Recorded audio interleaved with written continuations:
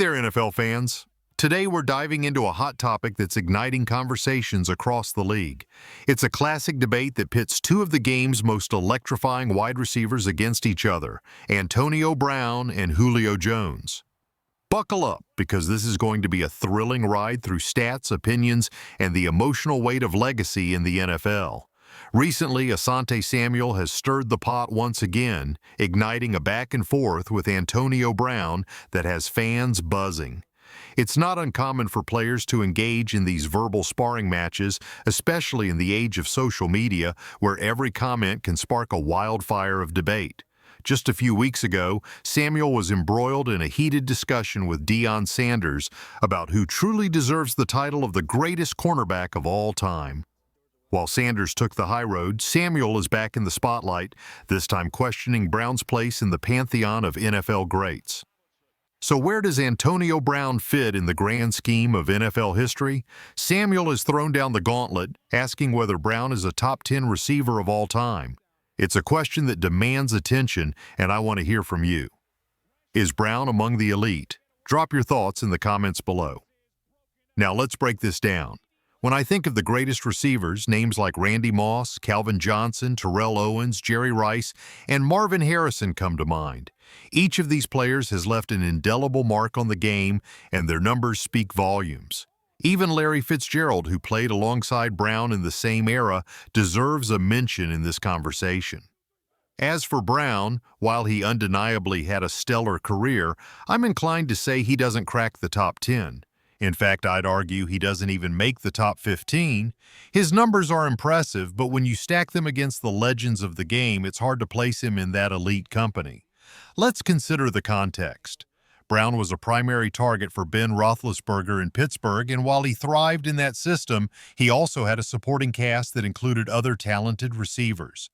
The question remains, how would he have performed without that level of talent around him? In conclusion, while Antonio Brown is undoubtedly a great player, his legacy is complicated. The debate over his ranking among the all-time greats is far from settled, and it's a conversation that will continue to evolve as we reflect on the careers of these remarkable athletes. So, what do you think? Is Antonio Brown a top 10 receiver? Let's keep this discussion going. Let's take a moment to reflect on the unique connection between Ben Roethlisberger and Antonio Brown. This duo created something special on the field, a synergy that many fans and analysts alike recognize as one of the most dynamic partnerships in NFL history. But as we dive deeper into the debate about Brown's legacy, it's essential to consider the broader implications of how we evaluate greatness in the league. The influence of popularity on legacy. When discussing the greatest players, it often seems that personal bias and popularity overshadow objective analysis. Fans and media alike tend to nominate their favorite players or those they perceive as the most athletic, rather than focusing solely on statistics and achievements. This is a critical point to consider. The reality is that many deserving players are overlooked for the Hall of Fame simply because they lack the media spotlight or fanfare that others enjoy. Antonio Brown could very well find himself in this category. His off-field antics and controversies have certainly colored public perception, and it's likely that his induction into the Hall of Fame, if it happens, will be delayed due to these factors. The role of media in recognition. The media plays a significant role in shaping narratives around players. It's not just about the numbers, it's about who is trending, who has the most followers, and who is making headlines. This can skew the perception of greatness. Every athlete, including those who may not be household names, works tirelessly to achieve excellence. When we focus solely on the most popular players, we risk overlooking those who have made substantial contributions to the game. Take Zach Thomas, for example. His numbers as a linebacker are impressive, yet he often gets overshadowed by players who may not have performed as well but had more media exposure. Similarly, Jesse Tuggle, a former Atlanta Falcons linebacker, had better stats than Thomas, but played on less successful teams, which has unfairly impacted his recognition. The Hall of Fame, a popularity contest? The question arises, how many players truly distinguish themselves as generational talents? Legends like Jerry Rice, Randy Moss, Calvin Johnson, and Julio Jones are few and far between. The Hall of Fame should be a sanctuary for those who have made a lasting impact on the game, yet the selection process often feels tainted by favoritism. Consider Warren Moon, one of the best quarterbacks in history.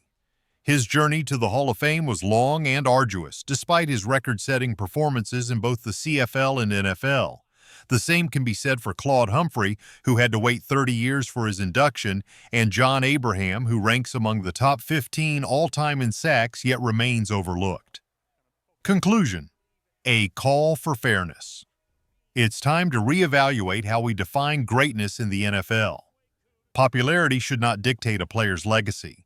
Every athlete deserves recognition based on their contributions to the game, not just their media presence.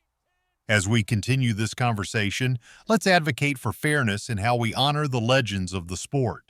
The Hall of Fame should reflect the true essence of greatness, and it's up to us to ensure that every deserving player gets their due. What are your thoughts on this? Let's keep the dialogue going. All right, NFL fans, let's dive back into the riveting debate of Antonio Brown versus Julio Jones. I know we've touched on this before, but trust me, this time we're coming back stronger and more informed. I did some digging, and the numbers are more revealing than I initially thought. If you're ready to explore the stats and see how these two wide receivers stack up against each other and the legends of the game, let's get into it. The numbers game. A closer look. When we talk about greatness, it's essential to look beyond the surface. Antonio Brown and Julio Jones have both made their marks in the NFL, but their paths and performances tell a fascinating story. Let's break down the numbers. While Brown has the edge in receptions, Julio's receiving yards are impressive, boasting an average of around 15 yards per catch. This is significant, especially considering the context of their careers. Julio had to share the field with other stars like Roddy White and Tony Gonzalez, yet he still managed to put up jaw-dropping numbers. In 2015, both players were on fire, nearly reaching 2,000 yards in a single season. It's a testament to their talent and work ethic. But here's where it gets interesting. Julio's touchdown numbers tell a different story. He had a stellar second season with 10 receiving touchdowns, but after that he struggled to reach that mark again. Imagine if he had maintained that level of production, his career stats could rival or even surpass Brown's. The impact of context. Now let's talk about context. Brown is a 5-time All-Pro and a Super Bowl champion, accolades that certainly bolster his case. But Julio Jones, with his freakish athleticism, is a different beast altogether. He's a physical marvel, fast, strong, and capable of making jaw-dropping catches. There were games where he racked up over 250 yards and even one where he hit the 300-yard mark. That's not just impressive, it's historic. The only cornerback who seemed to have a chance against him was Jalen Ramsey. Other than that, defenders struggled to contain Julio's explosive playmaking ability. He's a player who can change the course of a game in an instant, and that's something that can't be overlooked. The unseen factors. As we analyze these two greats, it's crucial to remember that stats don't always tell the full story. Antonio Brown was undeniably a phenomenal receiver, but Julio Jones brought a unique combination of size, speed, and skill that made him nearly unstoppable on the field. If you've been following me on Twitter, you know I'm passionate about bringing these insights to light. It's easy to get caught up in the hype surrounding certain players, but true greatness often lies in the details. Julio Jones is one of those rare athletes who defies the odds and expectations, and his impact on the game is something we should all appreciate. Conclusion. The legacy continues. As we continue to dissect this debate, it's clear that both Antonio Brown and Julio Jones have left indelible marks on the NFL. Their legacies are intertwined, and the conversation about who ranks higher will likely persist for years to come. So what do you think? Who deserves the edge in this epic showdown? Let's keep the discussion alive and see where it takes us. Let's talk about the sheer athleticism of Julio Jones. When you have a player of his caliber, a true freak of nature, sometimes all you need to do is throw the ball up and let him work his magic. We've all seen those jaw-dropping catches, like the one he made over Luke Kuechly, where he showcased his ability to dominate the field. He's in the same conversation as legends like Calvin Johnson and Randy Moss. Just give them the football, and they'll make something extraordinary happen. At 6 feet 3 inches and over 200 pounds, Julio possesses a unique combination of size, speed, and agility. I've had the privilege of playing against him when I was with the Eagles and later as a teammate with the Falcons.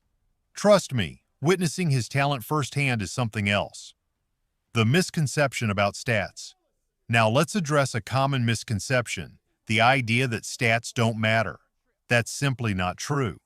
In football, statistics are crucial for evaluating a player's greatness. They provide a tangible way to measure performance and impact. So, who do you think had a better career, Antonio Brown or Julio Jones? I want to hear your thoughts in the comments.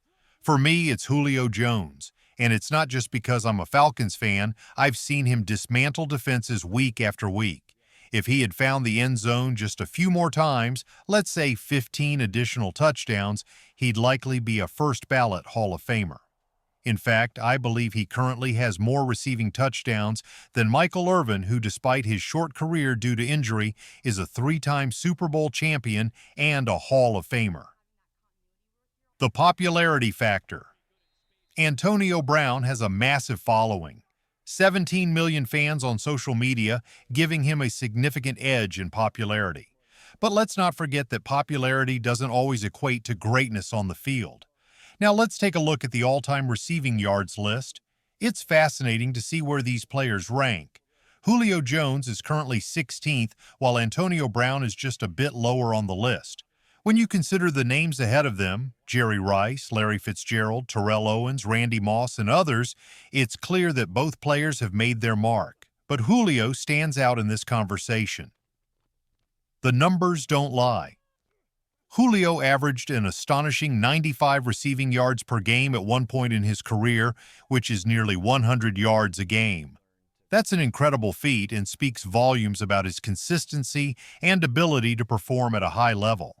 As we continue to dissect this debate, it's essential to recognize the impact of these statistics.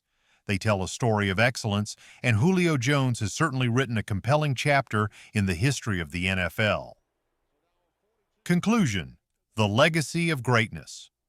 In the end, both Antonio Brown and Julio Jones are remarkable talents who have left their mark on the game. But when it comes to who stands out as the better receiver, I lean toward Julio. His combination of skill, athleticism, and production is hard to ignore. So, what do you think? Who deserves the title of the better receiver? Let's keep this conversation going. Let's talk about the incredible consistency of Julio Jones. Imagine averaging 100 yards per game for an entire season. He's done that 5 or 6 times. That's no small feat in the NFL, where defenses are relentless and every yard is hard-earned. Now let's shift our focus to another legend, Larry Fitzgerald. He's currently ranked number 2 all-time in receiving yards and is a guaranteed first-ballot Hall of Famer. Fitzgerald's career is a testament to hard work and productivity, and there's no denying his greatness. Greatness amidst adversity. Both Fitzgerald and Andre Johnson are prime examples of receivers who excelled despite playing with subpar quarterbacks. Fitzgerald had a few standout moments with Kurt Warner, but for the most part, he was surrounded by mediocrity. The same goes for Johnson. Yet, they both found ways to shine. When you possess greatness, it doesn't matter who you're playing with or against, you find a way to make it happen. If Fitzgerald and Johnson had the same caliber of weapons that Antonio Brown and Julio Jones had, they would be right up there with Jerry Rice in the record books. Imagine if Fitzgerald had a quarterback like Warner throughout his entire career. He might have surpassed Rice's legendary 22,000 yards. Julio's underrated legacy. Now let's get back to Julio Jones. Did you know he's currently ranked 16th all-time in receiving yards? That's a staggering statistic that often flies under the radar. Many fans might be surprised to learn this, but it's a testament to his incredible production. With multiple games over 250 yards and even a 300-yard game, his yardage speaks volumes. Yet despite all these accomplishments, the conversation often centers around touchdowns. While Julio may not have the same touchdown numbers as some of his peers, the yardage and the impact he's had on games are undeniable. The surprising ranking of Antonio Brown. Now let's talk about Antonio Brown. I was shocked to discover he ranks 26th all-time in receiving yards. Given the hype surrounding his career, I expected him to be higher on that list. Yes, he's a phenomenal talent, a fifth-round pick who fought his way to the top, but the numbers tell a different story. It raises an interesting question about how we evaluate greatness and Hall of Fame status. How can someone be labeled a first-ballot Hall of Famer without being in the top 10 of key statistics? It's a puzzling aspect of the Hall of Fame process that often leaves fans scratching their heads. Conclusion: the Hall of Fame debate. In conclusion, both Julio Jones and Antonio Brown have made significant contributions to the NFL, and both deserve consideration for the Hall of Fame. However, Julio's consistent performance and ability to dominate the field make him a strong candidate for first-ballot induction. So, who do you think deserves the edge in this debate? Are you Team Julio or Team AB? Let's keep the conversation going. Drop your thoughts in the comments. As always, it's your boy Smitty here, ready to engage in this exciting discussion.